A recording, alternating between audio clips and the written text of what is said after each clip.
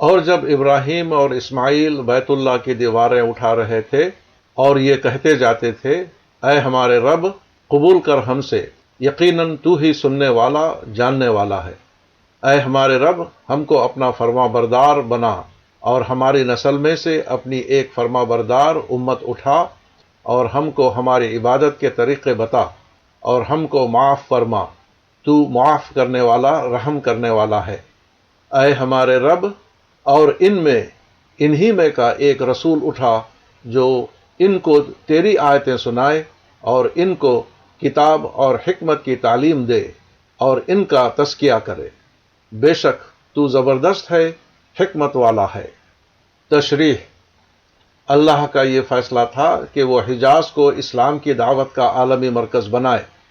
اس مرکز کے قیام اور انتظام کے لیے حضرت ابراہیم اور ان کی اولاد کا انتخاب ہوا۔ بیت اللہ کی تعمیر کے وقت حضرت ابراہیم علیہ السلام اور حضرت اسماعیل کی زبان سے جو کلمات نکل رہے تھے وہ ایک اعتبار سے دعا تھے، اور دوسرے اعتبار سے وہ دو روحوں کا اپنے آپ کو اللہ کے منصوبے میں دے دینے کا اعلان تھا۔ ایسی دعا خود مطلوب الہی ہوتی ہے، چنانچہ وہ پوری طرح قبول ہوئی۔ عرب کے خشک بیابان سے اسلام کا ابدی چشمہ پھوٹ نکلا۔ بنی اسماعیل کے دل اللہ تعالیٰ نے خصوصی طور پر اپنے دین کی خدمت کے لیے نرم کر دیے۔ ان کے اندر سے ایک طاقتور اسلامی دعوت برپا ہوئی۔ ان کے ذریعے سے اللہ نے اپنے بندوں کو وہ طریقے بتائے جن سے وہ خوش ہوتا ہے اور اپنی رحمت کے ساتھ ان کی طرف متوجہ ہوتا ہے۔ پھر انہی کے اندر سے اس آخری رسول کی بعثت ہوئی جس نے تاریخ میں پہلی بار یہ کیا کہ کار نبوت کو ایک مکمل تاریخی نمونے کی صورت میں قائم کر دیا۔ نبی کا پہلا کام تلاوت آیات ہے۔ آیت کے معنی نشانی کے ہیں، یعنی وہ چیز جو کسی چیز کے اوپر دلیل بنے۔ انسان کی فطرت میں اور باہر کی دنیا میں اللہ تعالیٰ نے اپنی معرفت کی بے شمار نشانیاں رکھ دی ہیں۔ یہ اشارات کی صورت میں ہیں۔ پیغمبر ان اشارات کو کھولتا ہے، وہ آدمی کو وہ نگاہ دیتا ہے جس سے وہ ہر چیز میں اپنے رب کا جلوہ دیکھنے لگے۔ کتاب سے مراد قرآن ہے۔ نبی کا دوسرا کام یہ ہے کہ وہ اللہ کی وحی کا محبت بنتا ہے اور اس کو خدا سے لے کر انسان تک پہنچاتا ہے۔ حکمت کا مطلب ہے بصیرت۔ جب آدمی خدا کی نشانیوں کو دیکھنے کی نظر پیدا کر لیتا ہے، جب وہ اپنے ذہن کو قرآن کی تعلیمات میں ڈھال لیتا ہے تو اس کے اندر ایک فکری روشنی جل اٹھتی ہے۔ وہ اپنے آپ کو حقیقت اعلیٰ کے ہمشعور بنا لیتا ہے۔ وہ ہر معاملہ میں اس صحیح فیصلہ تک پہنچ جاتا ہے جو اللہ تعالیٰ کو مطلوب ہے۔ تزکیے کا مطلب ہے کسی چیز کو غیر موافق عناصر سے پاک کر دینا تاکہ وہ موافق فضا میں اپنے فطری کمال کو پہنچ سکے۔ نبی کی آخری کوشش یہ ہوتی ہے کہ ایسے انسان تیار ہوں جن کے سینے اللہ کی عقیدت کے سوا ہر عقیدت سے خالی ہوں۔ ایسی روحیں وجود میں آئیں جو نفسیاتی پیچیدگیوں سے آزاد ہوں۔ ایسے افراد پیدا ہوں جو کائنات سے وہ ربانی رزق پا سکیں جو اللہ نے اپنے مومن بندوں کے لیے رکھ دیا ہے۔ شروع اللہ کے نام سے جو بڑا مہربان نہایت رحم والا ہے۔ اور کون ہے جو ابراہیم کے دین کو پسند نہ کرے مگر وہ جس نے اپنے آپ کو احمق بنا لیا ہو، حالانکہ ہم نے اس کو دنیا میں چن لیا تھا اور آخرت میں وہ صالحین میں سے ہوگا۔ جب اس کے رب نے کہا کہ اپنے آپ کو حوالے کر دو تو اس نے کہا، میں نے اپنے آپ کو رب العالمین کے حوالے کیا، اور اسی کی نصیحت کی ابراہیم نے اپنی اولاد کو، اور اسی کی نصیحت کی یعقوب نے اپنی اولاد کو۔ اے میرے بیٹوں، اللہ نے تمہارے لیے اسی دین کو چن لیا ہے، پس اسلام کے سوا کسی اور حالت پر تم کو موت نہ آئے۔ کیا تم موجود تھے جب یعقوب کی موت کا وقت آیا، جب اس نے اپنے بیٹوں سے کہا کہ میرے بعد تم کس کی عبادت کرو گے؟ انہوں نے کہا، ہم اسی خدا کی عبادت کریں گے جس کی عبادت آپ اور آپ کے بزرگ ابراہیم، اسماعیل، اسحاق کرتے آئے ہیں۔ وہی ایک معبود ہے اور ہم اس کے فرما بردار ہیں۔ یہ ایک جماعت تھی جو گزر گئی، اس کو ملے گا جو اس نے کمایا، اور تم کو ملے گا جو تم نے کمایا، اور تم سے ان کے کیے ہوئے کی پوچھ نہ ہوگی۔ تشریح۔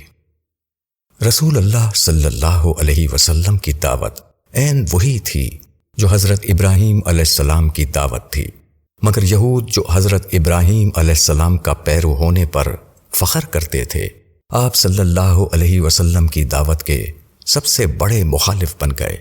اس کی وجہ یہ تھی کہ پیغمبر عربی صلی اللہ علیہ وسلم جس دین ابراہیمی کی طرف لوگوں کو بلاتے تھے وہ اسلام تھا، یعنی اللہ کے لیے کامل حوالگی و سپردگی۔ قرآن کے مطابق یہی حضرت ابراہیم علیہ السلام کا دین تھا، اور اپنی اولاد کو انہوں نے اسی کی وصیت کی۔ اس کے برعکس یہود نے حضرت ابراہیم علیہ السلام کی طرف جو دین منسوب کر رکھا تھا اس میں حوالگی و سپردگی کا کوئی سوال نہ تھا۔ اس میں آزادانہ زندگی گزارتے ہوئے محض سستے تخیلات کے تحت جنت کی ضمانت حاصل ہو جاتی تھی۔ پیغمبر عربی کے لائے ہوئے دین میں نجات کا دار و مدار تمام تر عمل پر تھا، جبکہ یہود نے اللہ کے مقبول بندوں کی جماعت سے وابستگی اور عقیدت کو نجات کے لیے کافی سمجھ لیا تھا۔ اول الذکر کے نزدیک دین آسمانی ہدایات کا نام تھا، اور ثانی الذکر کے نزدیک محض ایک گروہی مجموعے کا جو نسلی روایات اور قومی تخیلات کے تحت ایک خاص صورت میں بن گیا تھا۔ ماضی یا حال کے بزرگوں سے اپنے آپ کو منسوب کر کے یہ اطمینان حاصل ہوتا ہے کہ ہمارا انجام بھی انہی کے ساتھ ہوگا، ہمارے عمل کی کمی ان کے عمل کی زیادتی سے پوری ہو جائے گی۔ یہود اس خوش فہمی کو یہاں تک لے گئے کہ انہوں نے نجات متوارث کا عقیدہ وضع کر لیا۔ انہوں نے اپنی تمام امیدیں اپنے بزرگوں کے تقدس پر قائم کر لیں، مگر یہ نفسیاتی فریب کے سوا اور کچھ نہیں۔ ہر ایک کے آگے وہی آئے گا جو اس نے کیا، ایک سے نہ دوسرے کے جرائم کی پوچھ ہوگی اور نہ ایک کو دوسرے کی نیکیوں میں سے حصہ ملے گا۔ ہر ایک اپنے کیے کے مطابق اللہ کے یہاں بدلہ پائے گا۔ تم نہ مرنا مگر اسلام پر، یعنی اپنے آپ کو اللہ کے حوالے کرنے میں رکاوٹیں آئیں گی، تمہاری تمناؤں کی عمارت گرے گی، پھر بھی تم آخر وقت تک اس پر قائم رہنا۔ شروع اللہ کے نام سے جو بڑا مہربان نہایت رحم والا ہے۔ اور کہتے ہیں کہ یہودی یا نصرانی بن جاؤ تو ہدایت پاؤ گے۔ کہو کہ نہیں، بلکہ ہم تو پیروی کرتے ہیں ابراہیم کے دین کی جو اللہ کی طرف یکسو تھا اور وہ شریک کرنے والوں میں نہ تھا۔ کہو ہم اللہ پر ایمان لائے اور اس چیز پر ایمان لائے جو ہماری طرف اتاری گئی ہے، اور اس پر بھی جو ابراہیم اور اسماعیل اور اسحاق اور یعقوب اور اس کی اولاد پر اتاری گئی، اور جو ملا موسیٰ اور عیسیٰ کو، اور جو ملا سب نبیوں کو ان کے رب کی طرف سے۔ ہم ان میں سے کسی کے درمیان فرق نہیں کرتے، اور ہم اللہ ہی کے فرما بردار ہیں۔ پھر اگر وہ ایمان لائیں جس طرح تم ایمان لائے ہو تو بے شک وہ راہ پا گئے، اور اگر وہ پھر جائیں تو اب وہ ضد پر ہیں۔ پس تمہاری طرف سے اللہ ان کے لیے کافی ہے، اور وہ سننے والا جاننے والا ہے۔ کہو ہم نے لیا اللہ کا رنگ، اور اللہ کے رنگ سے کس کا رنگ اچھا ہے، اور ہم اسی کی عبادت کرنے والے ہیں۔ کہو کیا تم اللہ کے بارے میں ہم سے جھگڑتے ہو، حالانکہ وہ ہمارا رب بھی ہے اور تمہارا رب بھی۔ ہمارے لیے ہمارے اعمال ہیں اور تمہارے لیے تمہارے اعمال ہیں، اور ہم خالص اس کے لیے ہیں۔ کیا تم کہتے ہو کہ ابراہیم اور اسماعیل اور اسحاق اور یعقوب اور اس کی اولاد سب یہودی یا نصرانی تھے؟ کہو کہ تم زیادہ جانتے ہو یا اللہ، اور اس سے بڑا ظالم اور کون ہوگا جو اس گواہی کو چھپائے جو اللہ کی طرف سے اس کے پاس آئی ہوئی ہے، اور جو کچھ تم کرتے ہو اللہ اس سے بے خبر نہیں۔ یہ ایک جماعت تھی جو گزر گئی، اس کو ملے گا جو اس نے کمایا، اور تم کو ملے گا جو تم نے کمایا، اور تم سے ان کے کیے ہوئے کی پوچھ نہ ہوگی۔ تشریح۔ رسول اللہ صلی اللہ علیہ وسلم جس دین کی طرف بلاتے تھے وہ وہی ابراہیمی دین تھا جس سے یہود و نصارہ اپنے آپ کو منسوب کیے ہوئے تھے۔ پھر وہ آپ کے مخالف کیوں ہو گئے؟ وجہ یہ تھی کہ پیغمبر عربی کی دعوت کے مطابق دین یہ تھا کہ آدمی اپنی زندگی کو اللہ کے رنگ میں رنگ لے، وہ ہر طرف سے یکسو ہو کر اللہ والا بن جائے۔ اس کے برعکس یہود کے یہاں دین بس ایک قومی فخر کے نشان کے طور پر باقی رہ گیا تھا۔ پیغمبر عربی کی دعوت سے ان کی پر فخر نفسیات پر زد پڑتی تھی، اس لیے وہ آپ کے دشمن بن گئے۔ جو لوگ گروہی فضیلت کی نفسیات میں مبتلا ہوں وہ اپنے سے باہر کسی صداقت کو ماننے کے لیے تیار نہیں ہوتے۔ وہ اپنے گروہ کے پیغمبران خدا کو تو مانیں گے، مگر اسی خدا کا ایک پیغمبر ان کے گروہ سے باہر آئے تو وہ اس کا انکار کر دیں گے۔ دین کے نام پر وہ جس چیز سے واقف ہیں وہ صرف گروہ پرستی ہے، اس لیے وہی شخصیتیں ان کو شخصیتیں نظر آتی ہیں جو ان کے اپنے گروہ سے تعلق رکھتی ہو۔ مگر جس شخص کے لیے دین خدا پرستی کا نام ہو وہ خدا کی طرف سے آنے والی ہر آواز کو پہچان لے گا اور اس پر لبیک کہے گا۔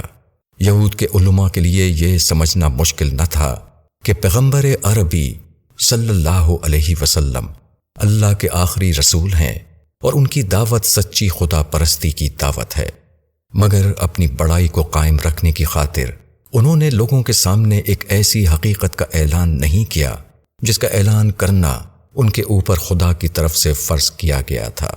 پچھلے لوگوں کو ان کی کمائی کا بدلہ ملے گا اور اگلے لوگوں کو ان کی کمائی کا۔ اس کا مطلب یہ ہے کہ حق کے معاملے میں وراثت نہیں۔ یہود اس غلط فہمی میں مبتلا تھے کہ ان کے پچھلے بزرگوں کی نیکیوں کا ثواب ان کے بعد کے لوگوں کو بھی پہنچتا ہے۔ اسی طرح عیسائیوں نے یہ سمجھ لیا کہ گناہ پچھلی نسل سے اگلی نسل کو وراثتاً منتقل ہوتا ہے، مگر اس قسم کے عقیدے بالکل بے اصل ہیں۔ خدا کے یہاں ہر آدمی کو جو کچھ ملے گا اپنے ذاتی عمل کی بنیاد پر ملے گا، نہ کہ کسی دوسرے کے عمل کی بنیاد پر۔ اگر وہ اس طرح ایمان لائیں جس طرح تم ایمان لائے ہو تو وہ راہ یاب ہوئے۔ گویا صحابہ کرام اپنے زمانے میں جس ڈھنگ پر ایمان لائے تھے وہی وہ ایمان ہے جو اللہ کے یہاں اصلاً معتبر ہے۔ صحابہ کرام کے زمانے میں صورتحال یہ تھی کہ ایک طرف قدیم انبیاء تھے جن کی حیثیت تاریخی طور پر مسلم ہو چکی تھی، اور دوسری طرف محمد صلی اللہ علیہ وسلم تھے جو ابھی اپنی تاریخ کے آغاز میں تھے۔ آپ کی ذات کے گرد ابھی تک تاریخی عظمتیں جمع نہیں ہوئی تھیں، اس کے باوجود انہوں نے آپ کو پہچانا اور آپ پر ایمان لائے۔ گویا اللہ کے نزدیک حق کا وہ اعتراف معتبر ہے جبکہ آدمی نے حق کو مجرد سطح پر دیکھ کر اسے مانا ہو۔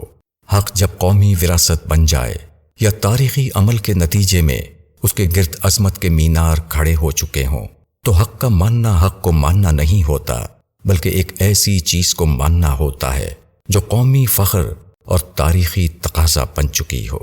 شروع اللہ کے نام سے جو بڑا مہربان نہایت رحم والا ہے۔ اب بے وقوف لوگ کہیں گے کہ مسلمانوں کو کس چیز نے ان کے قبلے سے پھیر دیا؟ کہو کہ مشرق اور مغرب اللہ ہی کے ہیں، وہ جس کو چاہتا ہے سیدھا راستہ دکھاتا ہے، اور اس طرح ہم نے تم کو بیچ کی امت بنا دیا تاکہ تم ہو بتانے والے لوگوں پر اور رسول ہو تم پر بتانے والا۔ اور جس قبلے پر تم تھے ہم نے اس کو صرف اس لیے ٹھہرایا تھا کہ ہم جان لیں کہ کون رسول کی پیروی کرتا ہے اور کون اس سے الٹے پاؤں پھر جاتا ہے، اور بے شک یہ بات بھاری ہے مگر ان لوگوں پر جن کو اللہ نے ہدایت دی ہے، اور اللہ ایسا نہیں کہ تمہارے ایمان کو ضائع کر دے۔ بے شک اللہ لوگوں کے ساتھ شفقت کرنے والا مہربان ہے۔ تشریح: قبلے کا تعلق مظاہر عبادت سے ہے نہ کہ حقیقت عبادت سے۔ قبلے کا اصل مقصد عبادت کی تنظیم کے لیے ایک عمومی رخ کا تعین کرنا ہے۔ ہر سمت اللہ کی سمت ہے، وہ اپنے بندوں کے لیے جو سمت بھی مقرر کرتے وہی اس کی پسندیدہ عبادتی سمت ہوگی، خواہ وہ مشرق کی طرف ہو یا مغرب کی طرف۔ مگر لمبی مدت تک بیت المقدس کی طرف رخ کر کے عبادت کرنے کی وجہ سے قبلہ اول کو تقدس حاصل ہو گیا تھا۔ چنانچہ 2 ہجری میں جب قبلے کی تبدیلی کا اعلان ہوا تو بہت سے لوگوں کے لیے اپنے ذہن کو اس کے مطابق بنانا مشکل ہو گیا۔ یہود نے اس کو بہانہ بنا کر آپ کے خلاف طرح طرح کی باتیں پھیلانا شروع کی۔ بیت المقدس ہمیشہ سے نبیوں کا قبلہ رہا ہے، پھر اس کی مخالفت کیوں؟ اس سے ظاہر ہوتا ہے کہ یہ ساری تحریک یہود کی ضد میں چلائی جا رہی ہے۔ کوئی کہتا کہ یہ مدعی رسالت خود اپنے مشن کے بارے میں متحیر و مطرود ہے، کبھی کعبے کی طرف رخ کر کے عبادت کرنے کو کہتے ہیں اور کبھی بیت المقدس کی طرف۔ کسی نے کہا اگر کعبہ ہی اصل قبلہ ہے تو اس کا مطلب یہ ہے کہ اس سے پہلے جو مسلمان بیت المقدس کی طرف رخ کر کے نماز پڑھتے رہے ان کی نمازیں بیکار گئیں وغیرہ۔ مگر جو سچے خدا پرست تھے، جو مظاہر میں اٹکے ہوئے نہیں تھے، ان کو یہ سمجھنے میں دیر نہیں لگی کہ اصل چیز قبلے کی سمت نہیں، اصل چیز خدا کا حکم ہے۔ اللہ کی طرف سے جس وقت جو حکم آ جائے وہی اس وقت کا قبلہ ہوگا۔ روایات میں آتا ہے کہ ہجرت کے تقریباً 17 ماہ بعد جب قبلے کی تبدیلی کا حکم آیا تو رسول اللہ صلی اللہ علیہ وسلم اپنے اصحاب کی ایک جماعت کے ساتھ مدینے میں نماز ادا کر رہے تھے۔ حکم معلوم ہوتے ہی آپ نے اور مسلمانوں نے عین حالت نماز میں اپنا رخ بیت المقدس سے کعبے کی طرف کر لیا، یعنی شمال سے جنوب کی طرف۔ قبلے کی تبدیلی ایک علامت تھی جس کا مطلب یہ تھا کہ اللہ تعالیٰ نے بنی اسرائیل کو امامت سے معزول کر کے امت محمدی کو اس کی جگہ مقرر کر دیا ہے۔ اب قیامت تک بیت المقدس کے بجائے کعبہ خدا کے دین کی دعوت اور خدا پرستوں کے باہمی اتحاد کا عالمی مرکز ہوگا۔ وسط کے معنی بیچ کے ہیں۔ اس کا مطلب یہ ہے کہ مسلمان اللہ کے پیغام کو اس کے بندوں تک پہنچانے کے لیے درمیانی وسیلہ ہیں۔ اللہ کا پیغام رسول کے ذریعے ان کو پہنچا ہے، اب اس پیغام کو انہیں قیامت تک تمام قوموں کو پہنچاتے رہنا ہے۔ اسی پر دنیا میں بھی ان کے مستقبل کا انحصار ہے اور اسی پر آخرت کا بھی۔